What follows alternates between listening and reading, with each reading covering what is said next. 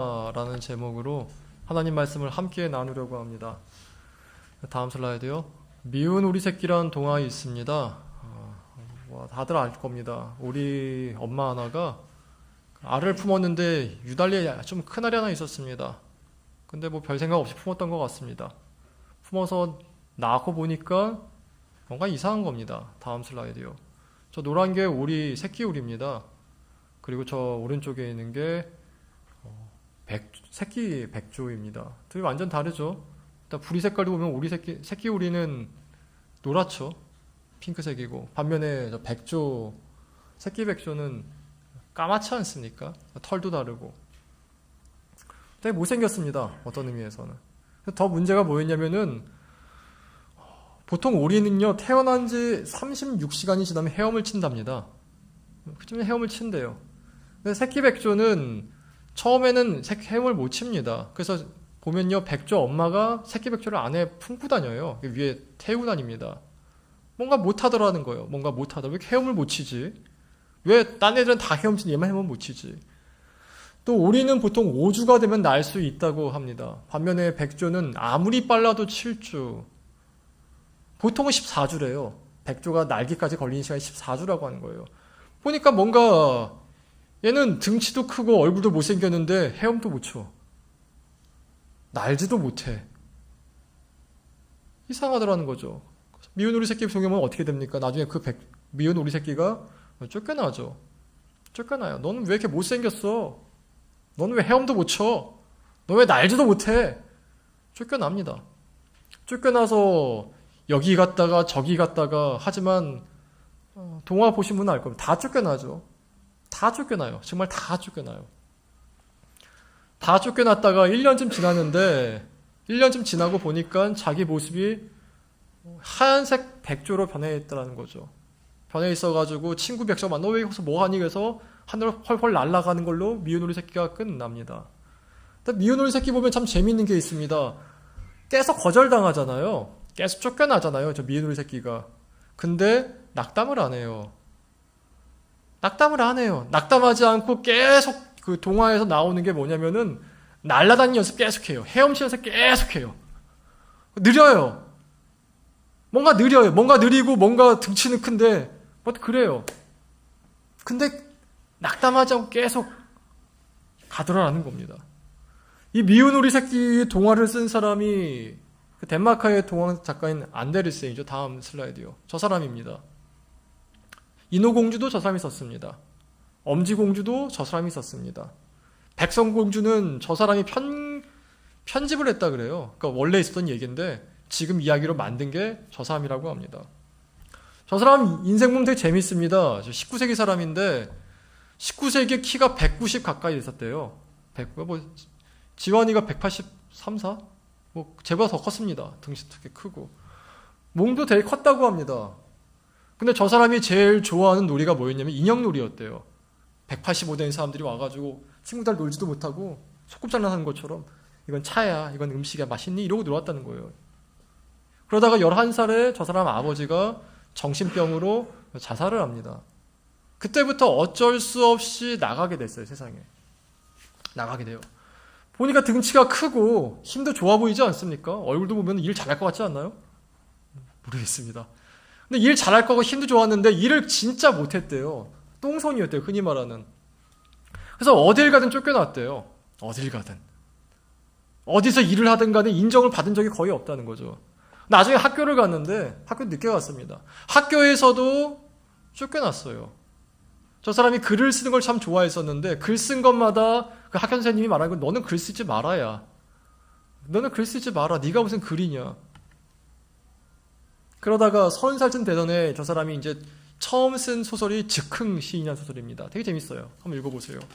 그걸 써서 풀리게 되고 37살부터 동화를 쓰게 됐습니다. 그게 안데르센 인생이었어요. 미운 오리 새끼, 인어공주, 엄지공주, 또 백설공주, 공주가 많네요. 다 안데르센이 쓴 소설인데 모두 공통점이 있죠. 주인공이 다 어딘가 부족합니다. 오리인데 헤엄을 못 쳐. 오리인데 헤엄을 못 쳐. 말이 됩니까? 오리가 헤엄을 못 친대요. 또 인어공주. 공주인데 말을 못해. 말을 못해요, 공주가. 이놈은 뭐 물고기 좋아해야 되지 않습니까? 근데 뭐 사람 좋아하고. 백설공주. 공주인데 어리석어. 문 열어주지 말고 다 문 열어주고. 먹지 말고 다 먹어버리고. 엄지공주. 키가 엄지만하대요. 근데 또 하나의 공통점이 있죠. 또 하나의 공통점. 다 뭔가 자신의 치명적인 약점이 있는데 마음이 무너지질 않아요. 모든 동화의 주인공들이. 안데르센 본인 이야기였죠. 본인 이야기였어요. 여러분, 세상에서 제일 강한 사람이 누군지 아십니까? 마음이 강한 사람입니다. 거절당하면 마음이 무너져야 되잖아요. 조롱당하면 마음이 무너져야 되잖아요. 비판당하고 비난당하고 또 비난당하면 마음이 무너져야 되잖아요. 어려움을 겨우 넘었다니만 또 더 큰 어려움이 물러오고, 그 어려움도 겨우 넘었는데 이번 뒤통수 딱 친 사람이 나오고, 그럼 무너져야 되잖아요. 근데 무너지질 않아. 늦어요. 미운 놈새끼 보십시오. 막 헤엄이 늦어요. 근데 무너지지를 않아. 나는 게 늦어요. 근데 무너지지를 않아. 그게 어떻게 가능하죠? 단단히 붙잡고 있는 게 있었기 때문이었어요. 오늘 본문이 말하는 것이 바로 이 내용입니다. 우리 1절 한번 읽어볼게요. 1절 다 같이 읽습니다. 시작. 그리스도께서 이미 육체의 고난을 받으셨으니 너희도 같은 마음으로 갑옷을 삼으라. 마음으로 갑옷을 삼으래요. 삼으라는 얘기 뭐냐면은 마음을 갑옷처럼 만들라라는 거예요. 마음은 단단하게 만들라라는 것이에요. 갑옷이 뭐죠? 제일 많이 상처받는 데죠. 칼 치면 제일 많이 기스나기 쉬운 데죠. 제일 많이 부딪히기 쉬운 데죠. 여러분, 우리가 상처를 마음으로 받지 뭐 발로 받습니까? 뭐 지성으로 받나요? 아니요. 우리는 상처를 마음으로 받아요. 우리는 괴로움을 마음으로 받아요. 그 마음으로 받는데 그 마음을 부드럽게 만들지 말고 마음을 갑옷처럼 만들래요. 마음을 갑옷처럼 만들어서 그걸 단단하게 붙잡아 매래요. 그게 성경의 권면이에요. 방법이 뭐냐? 예수님 붙들라라는 거예요. 예수님 붙들라고. 예수님 붙들어서 아무리 그런 일이 있다 할지라도 갑옷 입으면 어떻습니까? 칼 맞으면 죽습니까? 안 죽습니까? 안 죽어요. 갑옷 입으면요. 그 어려운 일이 있으면 그 어려운 일이 날 죽일 수 있습니까? 못 죽인다고 여기라는 거예요. 그 어려운 일이 있어? 그것이 날 어떻게 할 수 없어. 넌 못 날고 넌 헤엄도 못 쳐. 그래? 그것이 내 인생을 망하게 하지 못해. 넌 이것도 없고 저것도 없어. 넌 흙수저야. 넌 얼굴도 못생겼어. 넌 이것도 부족해. 저것도 부족해. 그래? 사실일지 몰라. 그러나 그것이 나를 어떻게 어떻게 무너뜨리지는 못해. 왜? 예수님이 나의 마음의 갑옷이셔. 난 예수님 붙들고 있기 때문에. 그게 마음을 갑옷으로 삼으라는 거예요. 빌리 그레이엄 목사님 설교 중인 이야기입니다. 한 꼬마가 배를 타고 가다가 풍랑에 빠졌어요. 빠져가지고 겨우겨우 헤엄쳐서 어느 돌다리에 올라갔습니다. 돌섬에 올라갔는데 막 비가 칩니다. 폭풍우가 몰려옵니다. 파도가 칩니다. 바람이 세게 붑니다. 무서워가지고 어떻게 그냥 옷을 벗어가지고 돌을 꽉 잡았어요. 폭풍우가 몰려치고 파도가 몰려치고 물다 할지라도 손이 덜덜 떨렸겠죠. 마음도 무서웠겠죠. 근데 떨리지 않는 게 하나 있었죠. 자기가 붙잡고 있는 바위만큼은 흔들리지 않더라라는 거예요. 그럼 예수님이 그런 존재를 믿으시기 바랍니다. 세상은 예측이 안 돼요. 저도 제가 잘난 줄 알았어요. 근데 세상 나가보면 어떻죠? 깨짐 80이죠. 깨짐이 80이에요. 익숙해지기 전까지는. 또 익숙해져도 거기에 미생에서 얘기하지 않습니까? 그렇다고 그것이 날 무너뜨리지 못한다니까요. 나의 약점 날 무너뜨리지 못해요. 나의 부족한 그걸 날 무너뜨리지 못해요. 왜요? 예수님이 붙들고 있기 때문에. 그게 마음을 갑옷으로 만든다라는 것이에요. 무정해지라는 게 아닙니다. 무심해지라는 게 차가운 사람이 되라는 게 아니에요. 그건 오히려 더 불쌍한 겁니다. 따뜻하지만 마음을 갑옷 삼을 수가 있어요. 온유하지만 단단한 사람이 될 수가 있어요. 그게 마음을 갑옷으로 삼은 사람이에요. 여러분, 더 나아가서 믿는 우리에게 어려움이 온다면 이렇게 보세요. 이 어려움으로 말미암아 내 죄가 그치게 될 거야. 1절 후반부 읽어보겠습니다. 다 같이 읽습니다. 이는 육체의 고난을 받은 자는 죄를 그쳤음이니, 죄가 그쳤다는 얘기는 죄가 멈추어졌다는 얘기예요. 더 이상 내게 죄가 나오지 않는다라는 것이죠. 믿는 자에게 하나님이 고난을 허락하시는 이유가 몇 가지 있는데 그 중에 하나가 죄를 멈추게 하기 위함이에요. 믿는 자라고 죄 안 짓습니까? 믿는 자면은 죄가 저절로 멈춰집니까? 연대에 김영석 교수라는 분이 계십니다. 1920년생. 아직 살아계세요. 윤동주가 1917년생이니까 윤동주랑 아는 형이었대요. 윤동주가. 아, 동주형 뭐 이런 형이 있습니다. 그분 하신 책에 나온 얘기입니다. 이분이 일제 중엽인가 만렵쯤에 한 사람이 유교를 버리고 그 김영석 교수님 다닌 교회에 나오셨대요. 유교에 소망이 없다고 나와가지고 이분이 정말 열심히 교회를 다니셨대요. 새벽 기도도 하고 수요예배, 금요예배 다 드리고 부흥회하면 다 주차하고 정말 열심히 했답니다. 정말 열심히 해서 더 열심히 신앙생활 해보겠다고 당시 평양에서 열렸던 감리교 총회에 참여합니다. 지금도 우리 성결교도 매년 5월마다 총회를 하거든요. 다시 감리교도 총회를 해요. 매년마다. 갔었는데 그 감리교 목사님들이 모이는 거니까 얼마나 은혜를 받을까 기대하고 갔다는 거예요. 근데 기대하고 갔는데 총회장 선거에서 목사님들이 쌍욕을 하고 싸우는 걸 보면서 이 사람이 큰 충격을 받게 됐습니다. 어찌나 충격을 받았는지 돌아와서는 교회에 나오기는커녕 밥도 못 먹더래요. 너무 충격을 받아서 이게 교회인가 하면서. 그때부터 김영석 교수님도요, 교회 잘 안 나가셨습니다.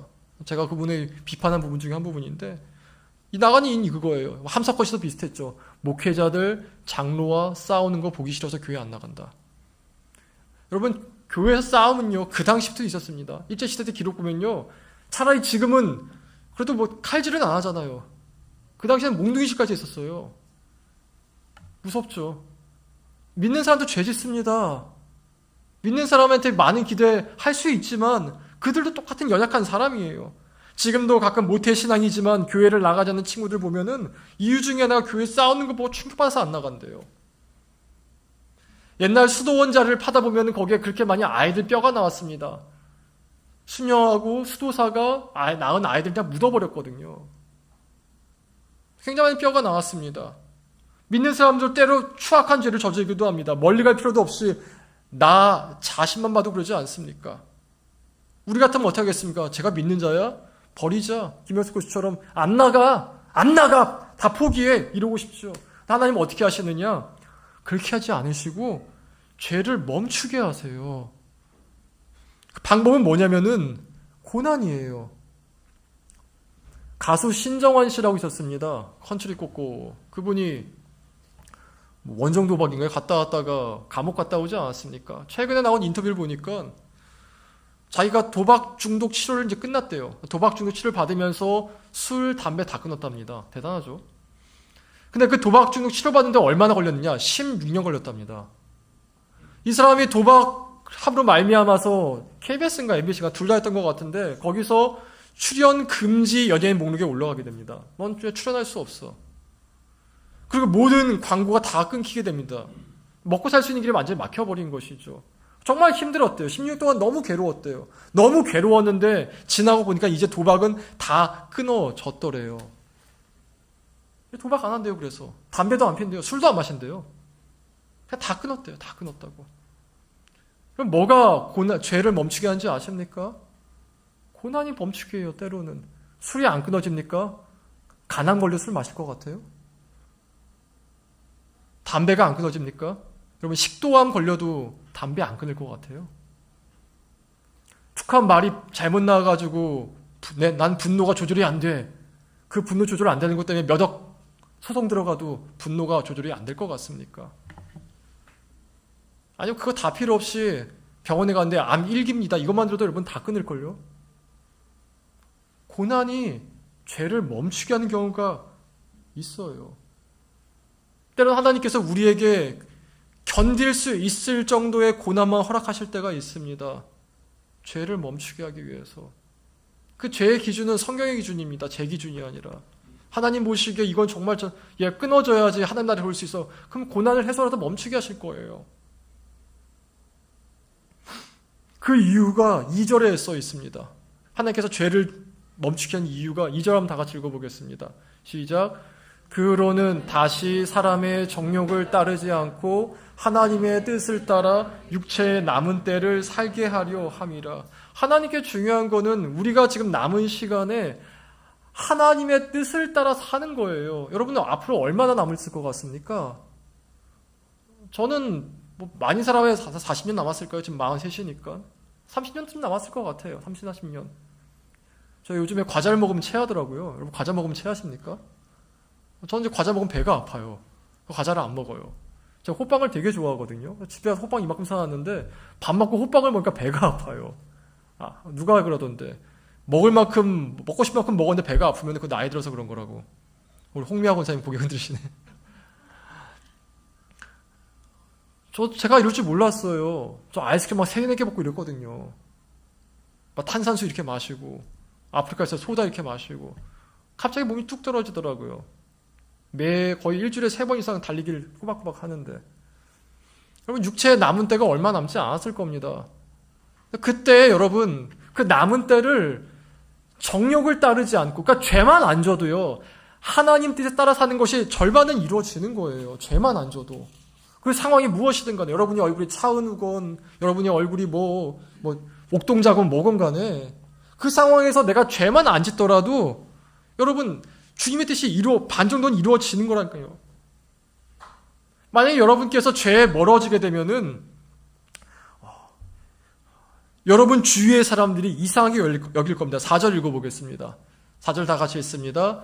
이러므로 너희가 그들과 함께 그런 극한 방탕에 다름질하지 아니하는 것을 그다리 이생이 여겨 비방하나. 여러분 하나님 뜻을 따라 살면 여러분 주위 사람들이 여러분 이상하게 여길 겁니다. 여러분뿐만 아니라 모든 사람이 다 그래. 세례 요한의 때 세례 요한이 말씀 붙잡고 살아갈 때 당시의 왕이었던 헤롯 왕이 요한을 굉장히 미워했어요. 요셉이 노예로 있을 때 노예 주인의 아내가 요셉을 유혹했죠. 그 유혹에 요셉이 도망가자 그 아내가 요셉을 누구보다 미워하기 시작했습니다. 그 비방하지 않았습니까? 술을 잘 먹는 사람이 한번 친구들 만날 자리에서 술 먹지 말아보세요. 그럼 어떤 일이 일어나는지 아십니까? 처음엔 물어볼 거야. 너 왜 술 안 먹냐? 너 왜 안 먹냐? 한약 먹어? 이 생겼냐? 라미네이트 하냐? 그때 얘기하십시오. 나 이제 술 안 먹기로 했다고. 술 안 먹겠더라고. 그러면 이렇게 할 겁니다. 처음에 술을 안 먹는 여러분을 놔두다가 나중에는 안 부를 겁니다. 안 부르고 뒤에서 비방할 겁니다. 저 독한 새끼, 술도 끊어. 담배도 끊어. 제가 대학교 때요, 술을 끊었는데, 술을 진짜 많이 먹었습니다. 여러분 한 짝 먹어본 적 있습니까? 둘이서?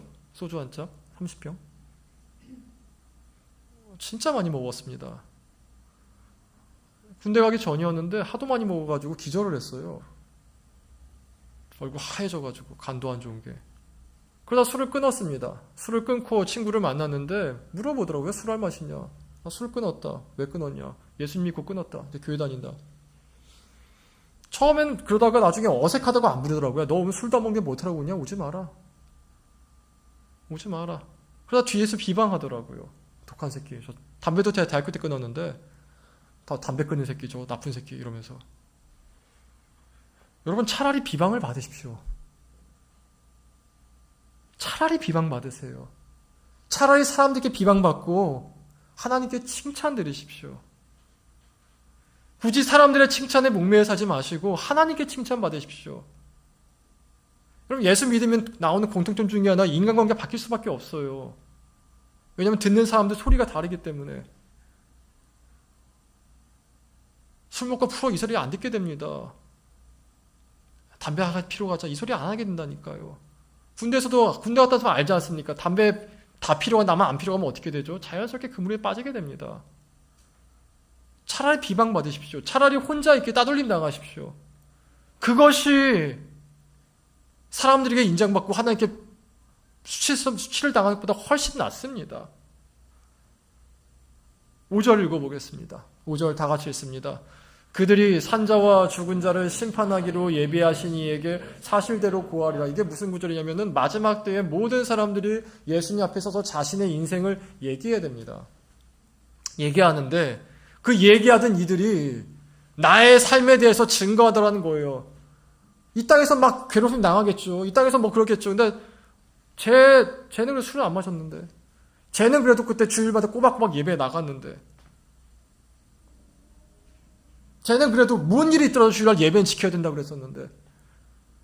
차라리 그걸 당하십시오. 어려움 좀 월급 안 받는다 할지라도 그걸 당하십시오. 그것이 그 상처와 그 비방이 하나님 앞에서 여러분에게 제대로 살았다는 증거가 된다라는 것이에요. 그러면 언제 한 사람의 인생이 제대로 살았다고 증거되는지 아십니까? 어려움 앞에서예요. 비방 앞에서예요. 비방 앞에서, 어려움 앞에서 나는 끝까지 버텼어. 그것이 그 사람이 제대로 살았다는 증언이 되는 것이죠. 페스탈로츠라는 사람이 있습니다. 다음 슬라이드요. 저 사람입니다. 심리학을 배우면 프로이드를 공부할 수밖에 없습니다. 교육학을 공부하면 페스탈로츠를 공부할 수밖에 없습니다. 다 나옵니다. 저 사람. 저 사람 이론이 교육학의 근간이 됩니다. 근간 중에 하나가 됩니다. 저 페스탈로츠는 원래 신학을 공부하던 신학도였어요. 할아버지도 목사님, 아버지도 신학 공부했던 사람. 저 사람은 신학교 갔습니다. 신학교 공부하다가 다 마치고 이 사람이 목회를 한 게 아니라 시골에 내려가서 가난한 아이들을 위해 대안학교를 세웁니다. 그걸 고아원을 세웠어요. 그럼 고아들이 어떤지 아십니까? 거칠어요. 강원도 춘천인가 양양인가 원주인가 기억이 안 나는데 거기 가면은 아이들 8명을 입양해서 키우시는 목사님 한 분 계십니다. 목사님 부부신데 사모님이 계속 유산을 하시더래요. 계속 유산해가지고 한 명, 두 명 입양하다가 8명째 입양하던 다큐 나오신 분 있었습니다. 그분이 그 다큐 보면 이런 내용이 나옵니다. 그 목사님 부부가 고아 중에 한 사람을 입양하러 갔는데 입양하기 전에 그 아이를 데리고 병원에 검진을 가요. 병원에 검진을 가는데 그 의사가 이런 말을 합니다. 대체로 부모님과 함께 살지 못하는 아이들은 IQ가 부모님과 함께 사는 아이들보다 20 정도 낮습니다. 말 듣는 게 월등히 적기 때문이죠. 그리고 건강이 떨어집니다. 어쩔 수가 없대요. 그냥 부모님 손길 많이 안고 다니는 애기하고 상대로 적게 아는 애기하고는 건강이 차이가 날 수밖에 없대요. 그러니까 애들이 어때요? 그때 애들 세상은 거칠잖아요. 세상은 거칠다 보니까 애들도 거칠어져요. 거친 것밖에 배운 게 없어요. 몸도 안 되고 머리도 안 되고 다 안 되니까 거칠기라도 말도 거칠게 하고 자기 의사를 표명하기 위해서 말도 거칠게 하고 행동도 거칠게 하고 고아들 거칠어요. 저 당시에 더 했을 거예요. 기록에 보면은 나쁜 짓 한 아이는 때려 죽여도 괜찮았습니다.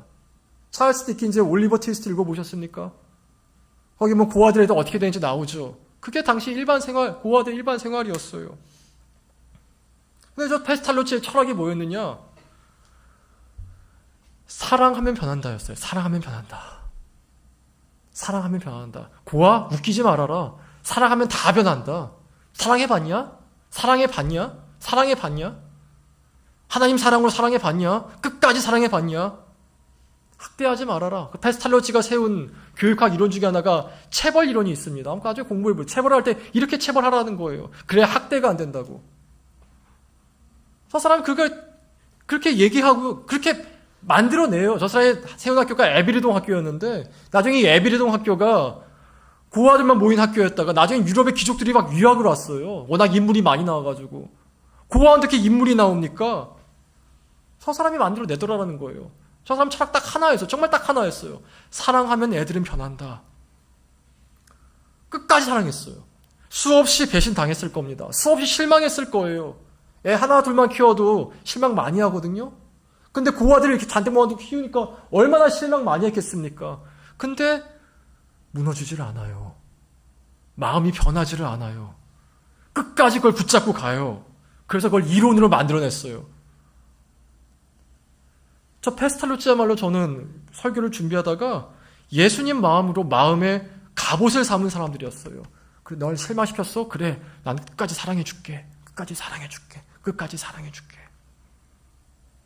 여러분, 예수님 마음을 갑옷 삼기 바랍니다. 그걸 뒤처지지 마세요. 차라리 비방을 당하세요. 차라리 따돌림을 당하세요. 그럴지언정 예수님을 붙잡으세요. 말씀을 맺겠습니다. 다음 슬라이드요. 저 집은 미국 테네시 주에 있는 반더빌트라는 사람의 집입니다. 제가 유학할 때쯤에 가봤는데 저게 19세기 말에 지어진 집인데요. 밑에 볼링장이 있습니다. 그리고 저 집이 거기 그 당시 제 기억에는 풋볼장만 하답니다. 전체가. 저만한 집은 아닌데 케냐에 있었을 때 정말 큰 집에 한번 초대를 받아서 가본 적이 있습니다. 얼마나 부잣집이었는지 집 정문에서 건물까지 차 타고 10분 좀 넘게 걸렸어요. 천천히 갔지만. 정말 컸습니다. 저만큼 높진 않았지만 저만큼 컸습니다. 쫙 들어가는데 저는 그거 처음 봤어요. 여러분 그거 본 적이 있습니까? 동물 목 잘라가지고 박쥐 만든 거. 전 처음 봤어요. 그때. 처음 봐가지고 그냥 쫘라락 박쥐를 만들어 놨더라고요. 그리고 음식도 대접받는데 음식이 진짜 그 무슨 귀족들 집에 쫙 있는 그런 데 있지 않습니까? 그 코스별 쫙 나오고 거기서 흑인들이 하인이었고 집이 이제 집주인이 영국 귀족의 후예였대요. 케냐에 머문 사람이었는데 그런 집이었습니다. 잠도 하룻밤 자고 왔는데 와 방에요. 거울이 그렇게 많은 걸 처음 봤어요. 진짜 뭐 커튼 다 돼 있고 뭐 공주 침대 이런 것도 있더라고요. 저는 거기서 앉았지만 좀 그래가지고 기분이 처음 잤습니다. 돌아오는 길에 한 친구가 그런 말을 하더라고요. 너 괜찮았냐? 나 괜찮았다. 왜? 그러니까 난 자기 좀 으스스했다네. 으스스했다. 좀 으스스했대요. 왜? 물어보니까 다 좋고 화려한데 사람 사는 느낌이 안 들더래요. 집이. 듣고 보니까 그랬습니다. 하인들이 많긴 많았지만 하인들 사는 집은 따로 있었고 저 큰 집에 그 집주인 할머니하고 가끔 오는 딸인가? 그 사람만 둘이 가끔 살아요. 여러분 사람이 사는 집은 느낌이 다릅니다. 아무리 건물이 좋고 화려한다 한다 할지언정 사람이 없는 집은 을씨년스러워요. 우리 마음도 마찬가지임을 알아야 됩니다. 내 마음에 예수님을 모시고 사는 집과 예수님을 모시고 살지 않는 집은 확연히 다릅니다. 내 마음에 예수님이 있는 사람하고 없는 사람 너무 달라요. 뭐가 다르나요? 흔적이 없어요.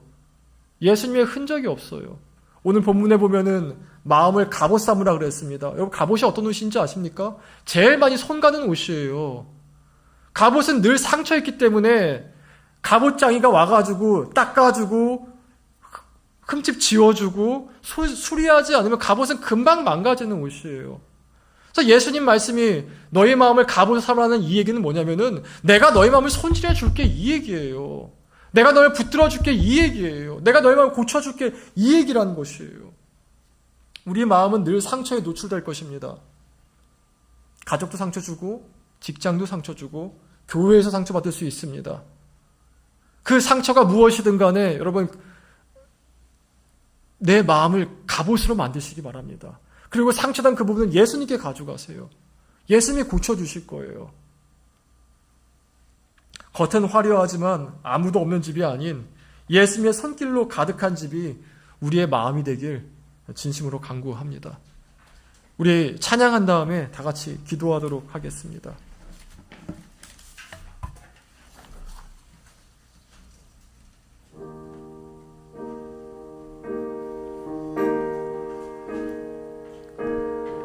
주의 자녀로 산다는 것을 불 가운데로 걸어가는 것 그 속에서 신실하게 날 지키시는 그 손길을 경험하는 것 처음부터 해볼까요? 주의 자녀로 산다는 것은 불 가운데로 주의 자녀로 산다는 것은 불 가운데로 걸어가는 것 그 속에서 신실하게 날 지키시는 그 손길을 경험하는 것 때론 불 가운데 휩싸일 때도 폭풍 가운데 무너질 때도 주님 내 곁에 함께 하시네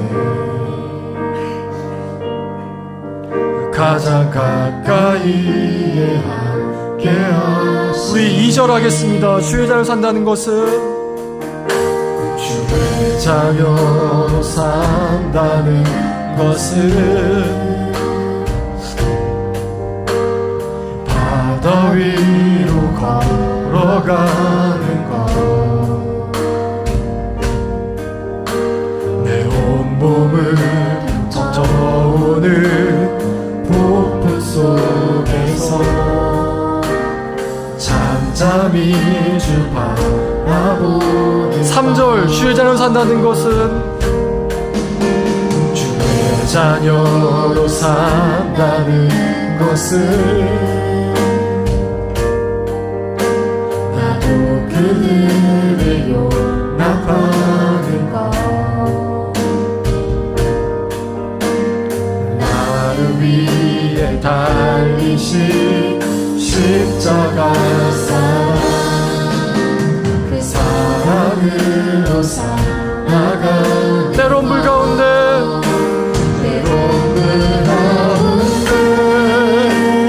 휩싸일 때도, 폭풍 가운데 무너질 때도 주님 내 곁에 함께 하시네. 가장 가까이에 함께 하시네. 때론 불 가운데, 때론 불 가운데 휩싸일 때도, 폭풍 가운데 무너질 때도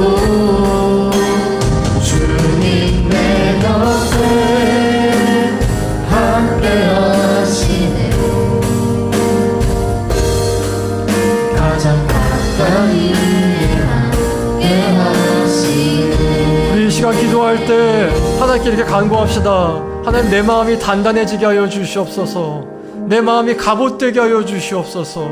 내 마음이 예수님 믿고 그 단단함으로 어떤 어려움이 오고 어떤 괴로움과 힘듦이 온다 할지라도 그것이 나를 무너뜨리지 못함을, 그것이 나를 어떻게 하지 못함을, 그것이 내 인생에 조금도 기시되지 못함을 예수님 말씀 믿고 단단한 마음으로 걸어갈 수 있게 달라고 자신의 마음을 두고 또 자신의 가족들의 마음을 두고 다 같이 한 목소리로 간구하며 기도합시다. 기도하겠습니다. 하나님, 은혜를 간구합니다.